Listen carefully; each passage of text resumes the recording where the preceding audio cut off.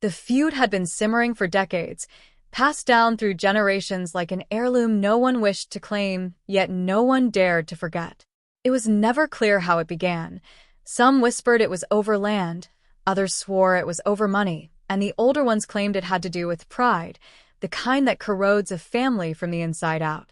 Whatever the reason, the hatred between the two branches of the Calderon family had become something so deeply rooted that even the youngest children grew up knowing which cousins were friends and which were enemies.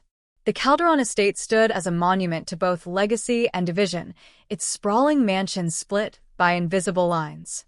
One wing belonged to Victor Calderon, the eldest brother, cold, methodical, and obsessed with preserving the family's reputation. The other belonged to his younger sibling, Raphael, fiery, proud, and unwilling to bow to Victor's authority. For years, their quarrels had erupted over inheritance, marriages, and even the family business, each argument deepening the fissure until it became a chasm no one dared to cross. But beneath the surface of disputes and shouted words lingered something darker, a grudge that demanded more than insults to be satisfied. The night it happened, the Calderons gathered for what was supposed to be a reconciliation dinner.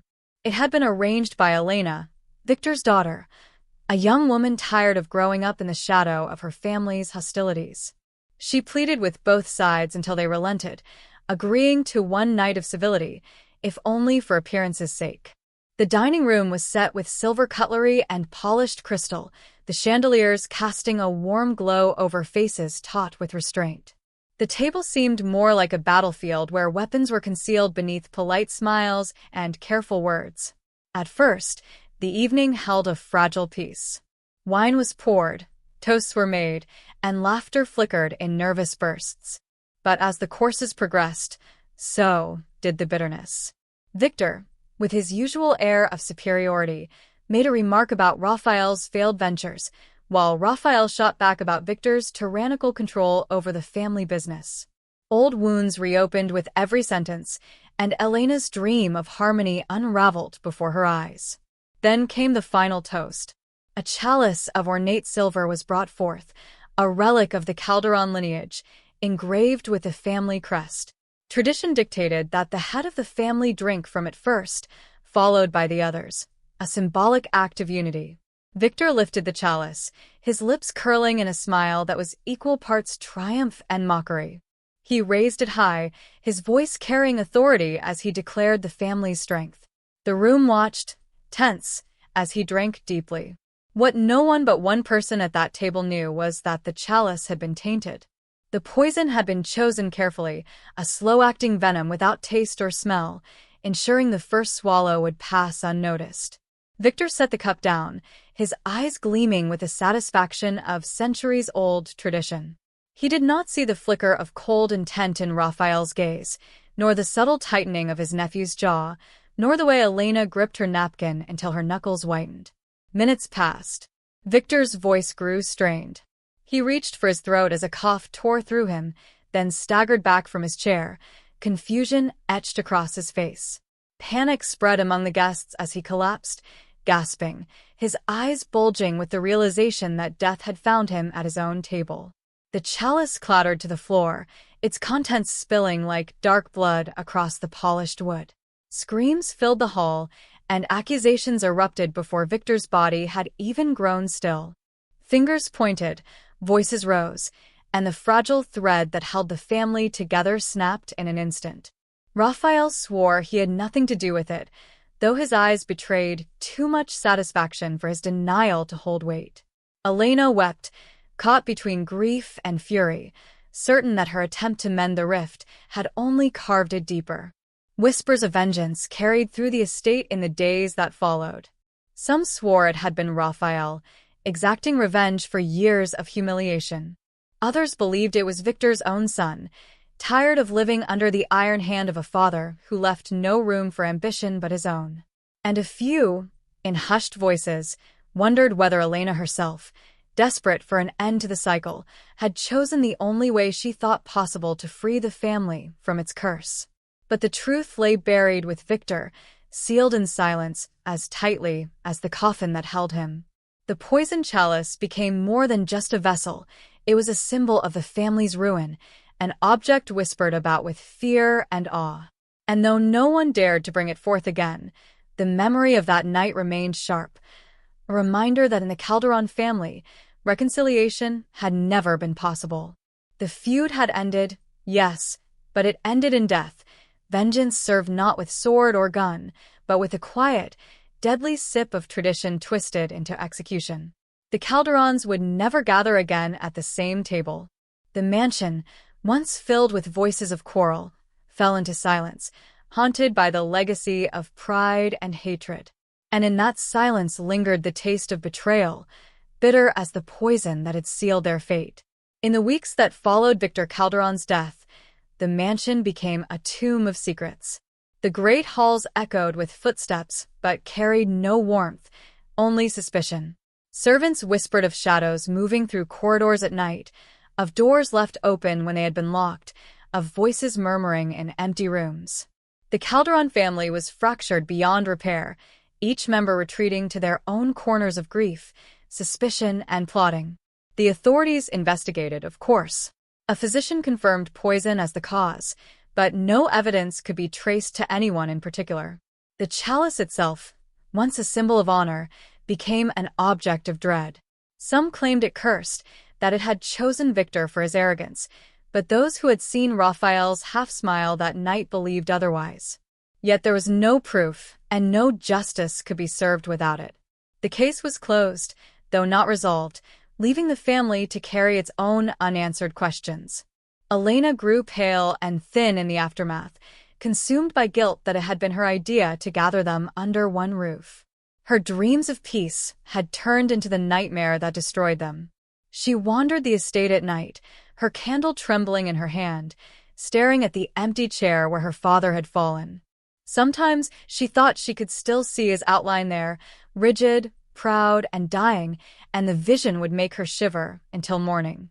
Raphael, on the other hand, thrived in the chaos. With Victor gone, the family business began to shift into his grasp. He maneuvered with a cunning ease, consolidating power piece by piece, while playing the role of grieving brother.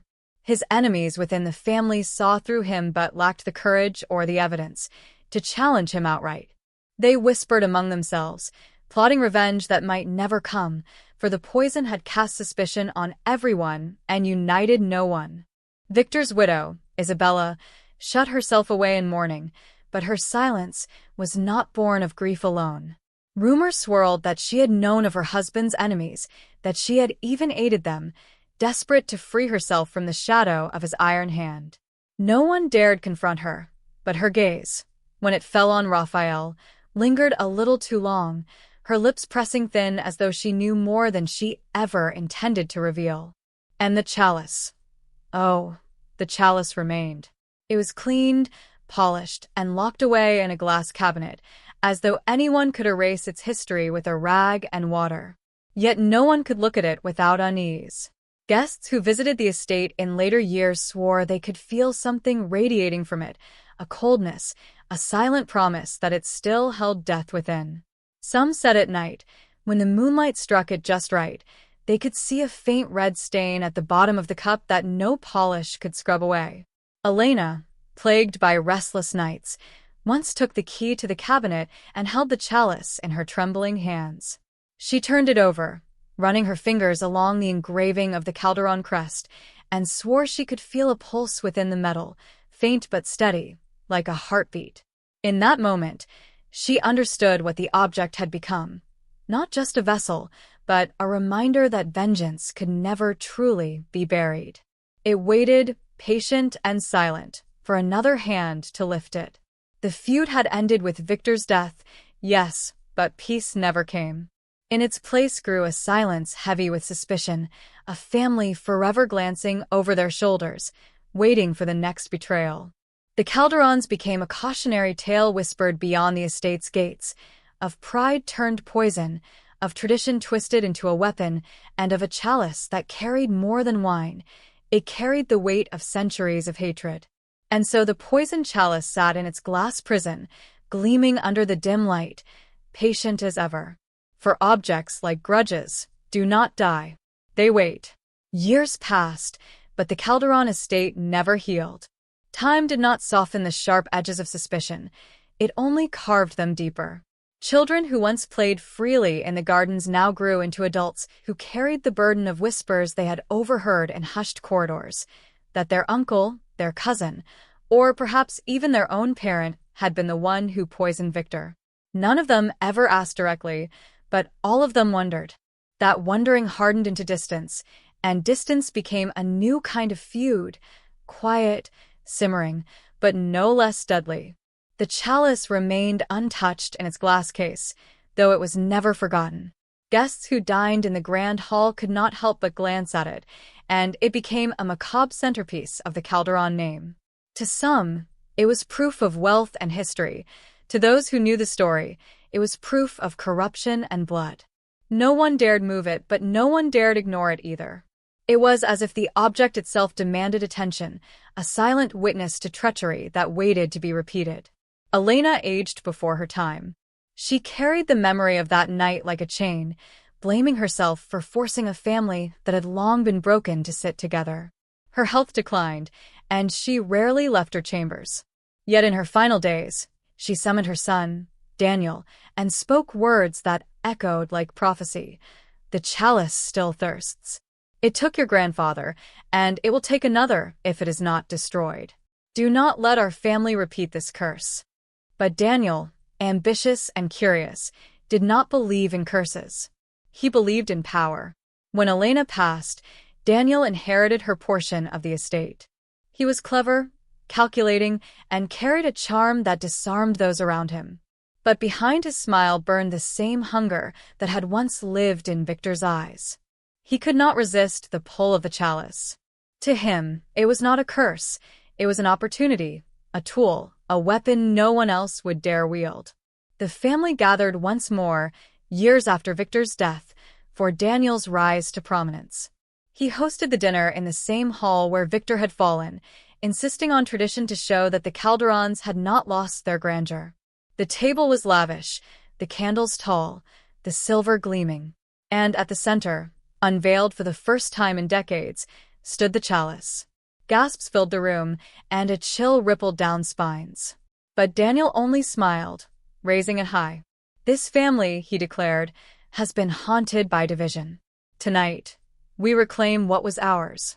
We drink not as enemies, but as Calderons. A hush fell, every eye fixed on the cup, every mind racing back to the moment Victor collapsed. Some shifted uncomfortably, others clenched their fists, but none dared speak against Daniel. He poured the wine himself, filling the chalice until it gleamed dark under the candlelight. Then slowly, deliberately, he drank. No one moved. Seconds ticked by. Daniel lowered the chalice, unflinching, his lips curling into a victorious smile. "See," he said, his voice ringing with triumph. "The curse is broken." But curses do not break so easily. Hours later, as the last of the guests departed and the house grew quiet, Daniel staggered in his study. A pain tore through his body, sharper than fire, and he collapsed across the desk where the family's ledgers lay open. By the time the servants found him, his lips were blue, and the chalice, once again, was empty. The Calderons were thrown into chaos once more. Whispers erupted. Who had poisoned Daniel? Was it Raphael, still alive, now frail but cunning as ever? Was it Isabella, carrying secrets from her widowhood? Or had someone younger, hungrier, decided that the chalice was their inheritance? No answer came. As before, suspicion scattered the family like birds startled from a field. And the chalice was returned to its glass case, shining innocently, patient and eternal. The Calderons dwindled after that. Wealth slipped away, business fractured, alliances dissolved. Yet the mansion stood, quiet and watchful, and within its heart sat the silver cup that had claimed 2 heirs. Some say it waits still, that any Calderon foolish enough to raise it again will meet the same fate, not because of poison, but because the chalice itself has become the vessel of their hatred, absorbing the malice, feeding on vengeance, and delivering it back with every sip. And so the family feud never truly ended. It simply transformed from quarrels over land and pride into something deeper, darker, a legacy of betrayal, carried not in words, but in the poisoned chalice that waits for the next hand bold enough or foolish enough to lift it.